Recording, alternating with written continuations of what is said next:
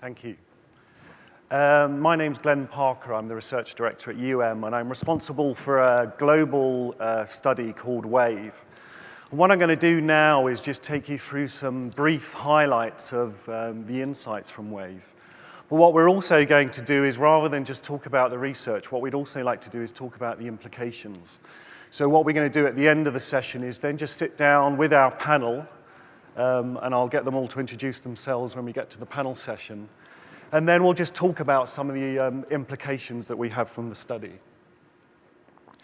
The first thing is to talk about what we do with WAVE. WAVE for us is a real way for us to create social strategy. And we really think about the data that we get from WAVE as a roadmap. And we think about it in three particular ways. So the first thing is what we call the social movement.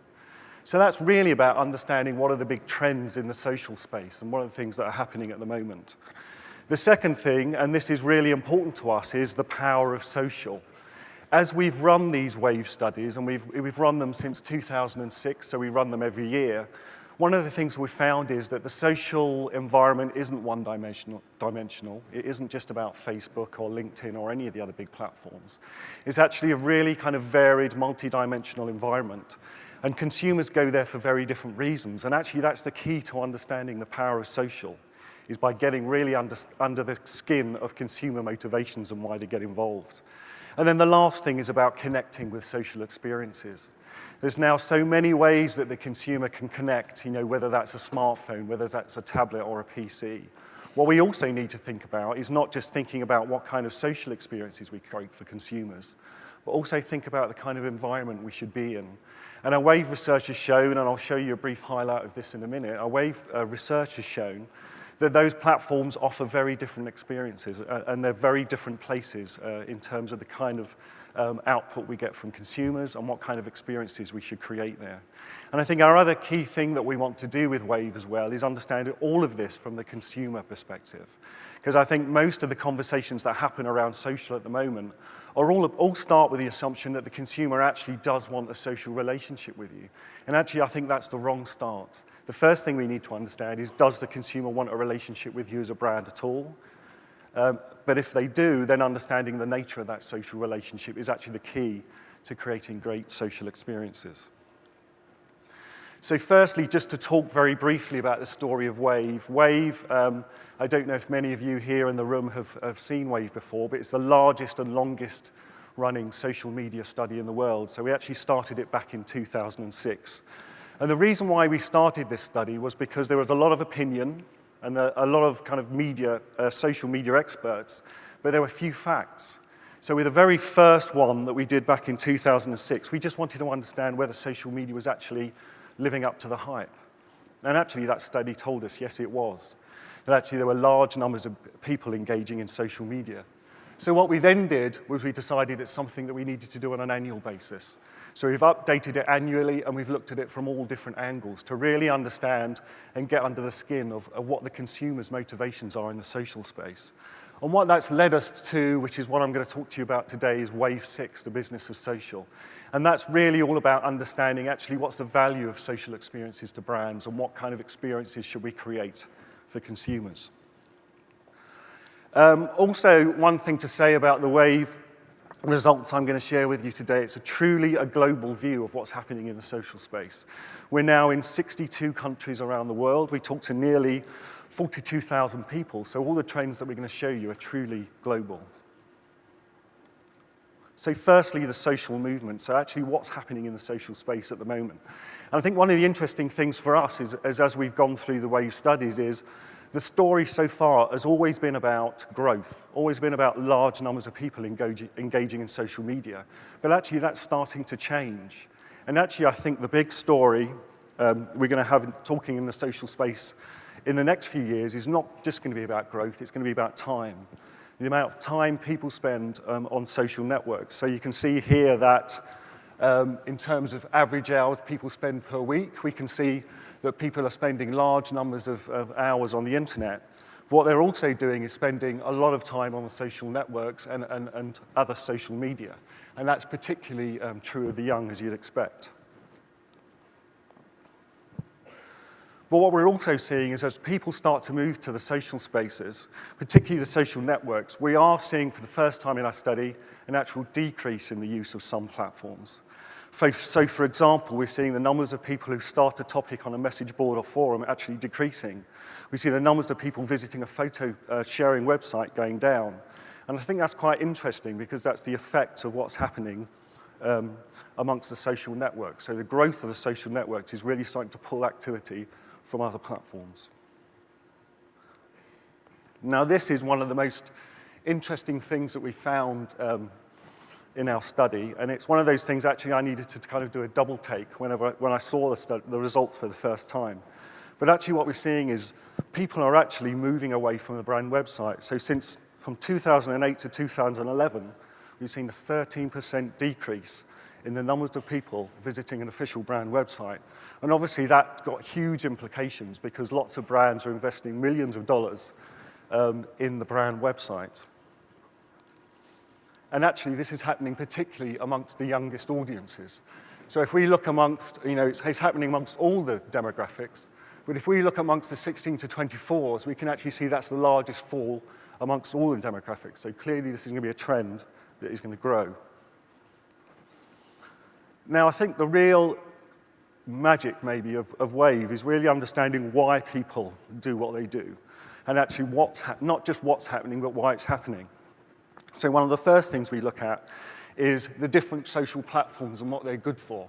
And we look at this from a very broad perspective. So we look at whether the social platform is good for meeting people, but also if it's a great place to be creative, or change opinions, or make money, or share new experiences. And what the results have told us is actually that different platforms are good at doing different things. So forums, blogs, for example, are good for changing people's opinions or expressing yourself. But when we look at the official brand website and we look at what that's good at, what you can see, you can start to understand why people are moving away from brand websites. Because the brand website is really only key at doing two things. It's good at keeping people up to date. It's good at allowing people to learn something new, so it's good for information, and it's also a good place for commerce. But then we compare this with the social networks. So what are the social networks good at doing? Well, what we can see is they're good at staying in touch with friends. They're good at meeting new people, all the things that we'd imagine them to be good at. Well, they're also good for promoting yourself. They're also good for changing opinions. And they're also good for making money, and they're also good for having fun and being entertained. So this data starts to show us actually why the social networks are so powerful and why they're growing so fast. And actually all this information is really important to us because we need to know why people are using social networks if we start to think about the kind of experiences we should create for them. Because if we know they're going there to be creative, then that's the kind of experience we should create for them. And there's also a cultural context to this. So it's actually different across the world. So people use social platforms for different reasons, and this is just looking at the social networks. And what you can see here is that in the UK and the USA, it's about hanging out and wasting time, and certainly I relate to that. But in Russia, which is one of the biggest social networking communities within our study, you can see why that's the case, because it's about feeling like you belong. Whereas in China, it's about learning something new, or in the Middle East, as we've seen with the Arab Spring, it's actually about changing opinions. So it's not enough just to understand the power of platforms. We need to dive right down into the markets themselves to understand why people are using those platforms. One of the other big stories, I suppose, in the social space at the moment is will data privacy slow social media? And this is one of the questions we've asked within Wave from the beginning. And what it's told us is that actually people are increasingly concerned about the amount of personal data they're sharing online, but at the same time, social networks are becoming integral to their social life. In other words, this isn't just a media storm, this is actually something that people are concerned about, but the reality is they're making that trade-off. They're quite prepared to share their data to get the functionality of social networks. And it's also, you can see this in terms of actually the activities that they're doing.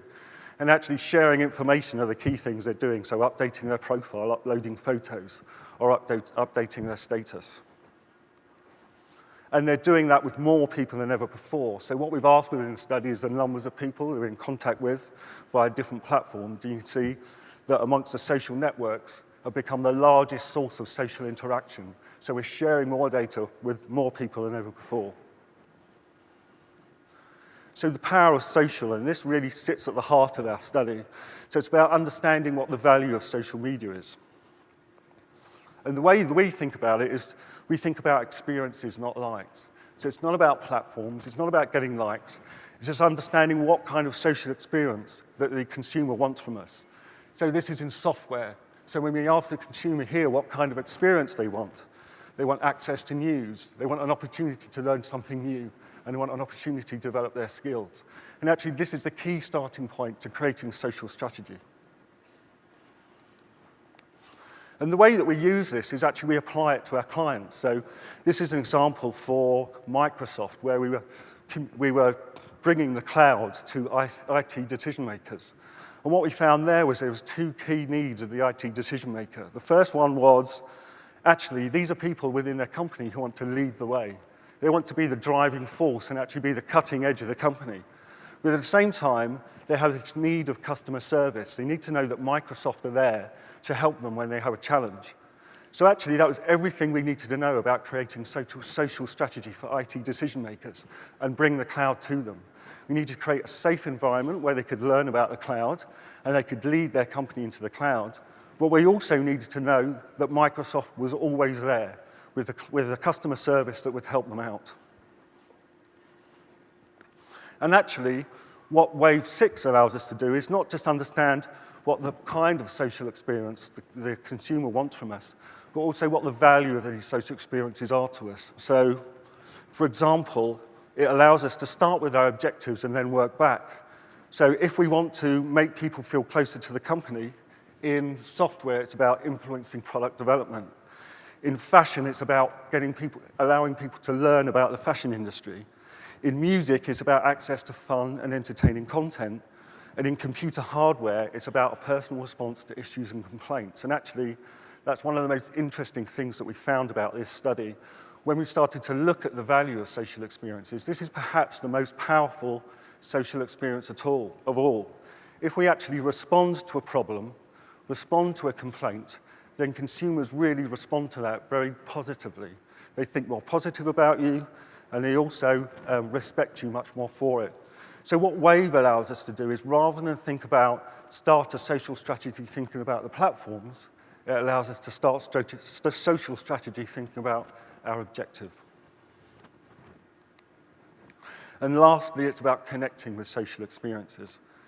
There's now so many ways that the consumer can interact with brands, whether that's the PC, the laptop, the tablet, or even the games console. And our research has showed us, roughly on average, it's about 3 devices that people use to access the internet.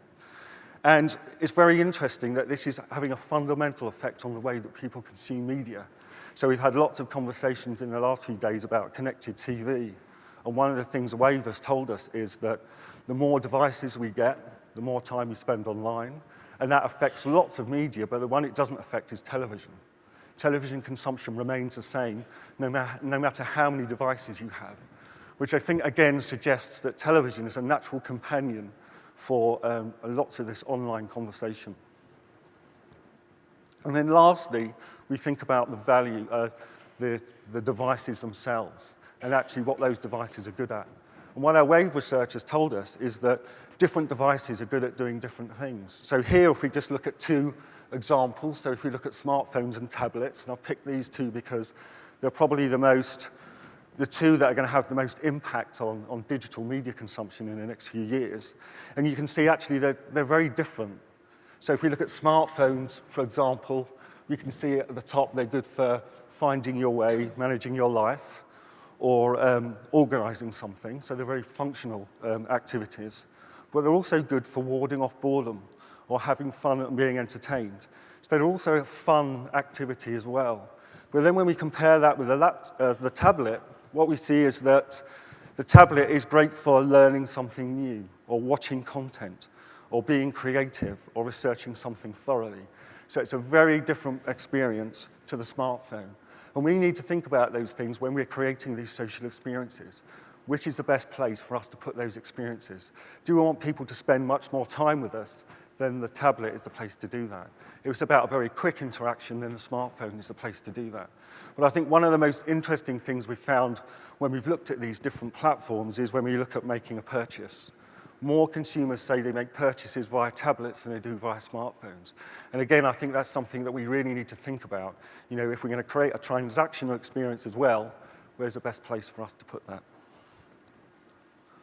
So that is a brief introduction to our Wave research. What we'd like to do now is, we're just going to, within our panel, just discuss some of those key themes within the research. And so if I just ask the panel to introduce themselves. Yep, James. I'm James Harrison. I head up digital for EMEA across EMEA and our G14 markets. I'm Paul Evans. I manage the media planning and buying services for Xbox out of London for the EMEA region. So that's 18 markets. We partner with and drive the planning out into those local market teams. Thank you, Paul. Hi, I'm Suresh. I'm the global head of media for HSBC. I also wear a second hat, which is global head of digital media for HSBC. I'm the first global head of media for HSBC. You'll be surprised to know that. The one other thing is, I claim to be world's #1 Superman fan. Anytime I go to an audience and I have to speak, I check if anyone else has a 7-foot Superman statue in my home, in their houses. Don't ask me how it came to my home, but if there's anyone who has a bigger statue, then I'm ready to give my post to them. So. Thank you, Suresh. Fascinating insight into your home life. That's right. And my favourite colour is blue. I'm an Aryan. Okay. So just to start with the panel, I think a big and fairly broad question, but hopefully, Paul, you'll be able to answer this one, is what do you think the biggest changes or challenges are likely to be in the social media in the next 12 months? Start with an easy one. Okay. Love it. Thanks, Clay. I kind of think with changes in mind, I think, and as a client and advertiser, and thinking about kind of community management, I guess, specifically as social media, we're kind of looking at how are we going to move with the ecosystem, how are we going to place our bets over the coming kind of 12 months. And we're thinking about devices and we're thinking about experiences in this context here. I think from devices, this is about kind of the changing number of screens that you can consume social media content on now. And clearly kind of the rise of kind of mobile devices, whether that be tablets and smartphones, but the different user experiences that those kind of encourage. And I think, you know, the signal from Facebook buying Instagram was, you know, a recognition by those guys that they kind of hadn't got it right at the moment within that kind of area of competency within their kind of ecosystem. Mm-hmm. And, you know, it's a real kind of wake-up call, I think, for everybody kind of operating within social media management to kind of really identify what is the right experience for the right platform there. We know that kind of gaming is more prevalent on tablet devices. We've heard today from Yahoo about second screening. That's incredibly important as well. Smartphone devices, a greater propensity, for example, social media check-ins and so on like that. So kind of, I think understanding that is quite key. And then I think Facebook's omnipresence is kind of under threat. I can see that kind of over the coming months and years as the longer tail of more relevant, kind of hyper-relevant experiences are delivered through properties like Pinterest, if it's kind of visual imagery, or, you know, the social sharing of visual imagery, whether it be Tumblr, pure, simple blogging experiences, draw something through gaming experiences. You know, kind of, I'm not kind of saying Facebook was going to die next year, but like death by 1,000 cuts over time is kind of quite interesting for me in terms of how other niche operators within the long tail are going to find areas of extreme competency and extreme value for users that will attract people, maybe not away from Facebook, but definitely in addition to Facebook. Okay, that's very interesting. And actually, this kind of leads me into my question to James. We're talking about Facebook. I mean, it does seem to me, because there are big platforms, not just Facebook, but the social media scene is really kind of dominated by a couple of big players. And so it often seems that a lot of social strategies are starting to look the same because they start with the platform and work back and think about how they can exploit technology rather than think necessarily how they can create a consumer experience. So James, I mean, so that was my first question. Do you think, social media strategies are starting to look the same? And secondly, how can brands actually be more objective driven? I think the problem is a lot of people go, we're going to do some social media, and they immediately jump straight into Facebook or Twitter. And I think that's the problem, because once you start at that point, it's very hard to reverse up and come up with proper insight and proper ideas. As we can see from Wave, what you really need to do is kind of understand, do the audience want to engage with you? What do they want to engage with you on? And therefore, from there, kind of develop the strategy and the idea. Right. And I think if brands do that, then actually, often it will lead you down the road of Facebook purely because of the sheer scale, but it means that you come up with something which is compelling, engaging. Right. I think the problem is it's too easy to make that jump straight into the channel. Right. And it's the same way with traditional media. If you have if you're buying television, you still need a good piece of content. I mean, we saw some good examples earlier. If you don't have interesting content, you're just going to get lost as an advertiser, and I think it's the same with those big platforms. Okay. So does that mean when you're creating content, you should be thinking about different ways then you should be exploiting that rather than just the traditional channels? Is that right? Yeah, I mean, I think it's very dangerous to produce content just for one platform. So again, if you think of a social experience, maybe think how you can use that experience across multiple channels. Right. So does that experience, also work on LinkedIn as well as Facebook? If you just focus specifically on the channel, then I think it can be quite dangerous, as I say, to jump straight to that point. Right, okay. So my next question probably goes to Paul, which is along the same lines then. So do you think that brands are really embracing social media as a strategic tool? I think there's a lot of brands getting it wrong out there, yeah. Right. The Chartered Institute of Marketing back in the UK has just done a survey on this, and they've identified that kind of more marketers are preparing to spend more money in social media than ever before. But in that same research, the research respondents were kind of saying, wholly confused by what social media is. So I kind of think it starts with the client. It really starts with needing to have clarity on objectives and roles that social media can play, and really understanding then what are the right solutions to kind of drive those. So at Xbox, we kind of look at 4 areas within this kind of definition of social media, and I think kind of there is this commoditization of social media that's kind of going on. The kind of social media equates to Facebook, which is complete bollocks. Facebook is just kind of a means to an end within the kind of one strand of community management. Okay. We think about social media within our media planning and comms work, I guess, as I say, kind of in 4 areas. One around brand communications, so as the stimulus or, I guess, embedding social behavior within our programmatic communication solutions. 2 within community management, 3 within actually paid for media advertising in itself, and using those ecosystems to deliver advertising messaging. And then 4 as an area for research and customer service. And there's great examples, again, I love my background's FMCG, and there's a brand in the UK, Kellogg's, Special K. They have, going back kind of a number of years now, they've had a programmatic idea around, I guess, health, fitness, personal well-being, which in an old kind of pre-digital environment worked incredibly well. I mean, that's saying that the value in the idea is incredibly potent. But now they're kind of taking that through and driving that in online and social environments and driving personalization and kind of local and mobile experiences that bring that idea to life in very different ways between online and offline. I think it's interesting that you talk about in customer service as well. So this is my question for Suresh, and actually a question I find really interesting, because one of the things we did with Wave was we looked at the value of social experiences, and like I said in the presentation, one of the key, most powerful social experiences any brand can create is actually just responding to a customer issue. And I've had a lot of conversations with clients around that very same question, and it is always a challenge, even though there's a huge opportunities there. So Suresh, I mean, from your background, particularly working in HSBC, I've wondered if you had a thought about actually how brands should think about that issue of should they be responding to customer issues, and if they should, how do you kind of organize the company to deliver that?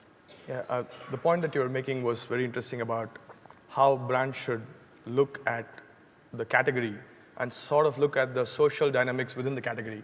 So one of the key insights is all of us love our money, right? We love the money we have, but we hate banks. So do you actually, I mean, I would go to a bank branch as much, I would like to go to a bank branch as much as I would like to go to a dentist. So really what's the permission that the consumer gives us to have the conversation is one. And if that conversation is based on true insight in terms of sorting out their problems is the second thing.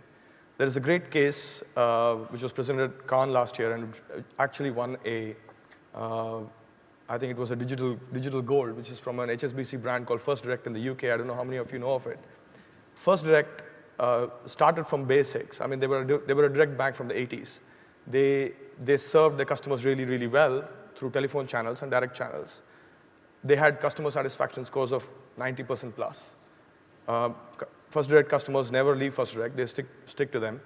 And it gave them a lot of strength to do a campaign, to say, OK, let's go out and do a campaign. And they did a campaign just after the recession to say, the campaign was all about, tell us what you think of First Direct. And in 2009, when the whole recession was going on and bank brands were getting beaten up, First Direct stood there and made a point. They also did something really clever. They integrated all the tweets that came through and the Facebook messages that came through onto a new technology which beamed positive comments in green and negative comments in red onto tube stations and outdoor places. And people could see dynamic clouds if you just tweet saying, I love First Direct or I hate First Direct or whatever else, and then it came up. They came from a place of strength. And that's the point you were making earlier, right? So the whole thing is, if you're really good, if your brand is really good at managing customer experience offline, then customers might give you permission to do that on social media and online. If you're really bad at it, the other case is, I'll probably take another 30 seconds to talk about. Another favorite case of mine is Qantas Airlines. Qantas Airlines did something like that. They did a promoted tweet of, I love Qantas luxury because. And what they did that just a month after their union strike. 70,000 people in Australia couldn't take planes. They missed weddings, they missed funerals, they missed all kinds of stuff. And they did this tweet. They did become the trending topic, but for all the wrong reasons, right? The massive backlash. It's a big case study. You can Google it if you've not heard about it. It's so interesting. My favorite tweet was, I love Qantas luxury because I had to buy bottles of mineral water to have a shower in the airport. So I mean, the question is, if you go from a place of strength and have the conversation and be happy to have the conversation if you think that the consumer is ready to give you the permission to have the conversation. Okay, all right, well, thank you. I think we've just about run out of time, so thank you to the panel. I'd just like to say one last thing before we go is if anyone wants to know anything more about Wave, and particularly in terms of how we use it and work with our clients, we'll be running a short session in the Showcase Theatre in about 20 minutes. So thank you.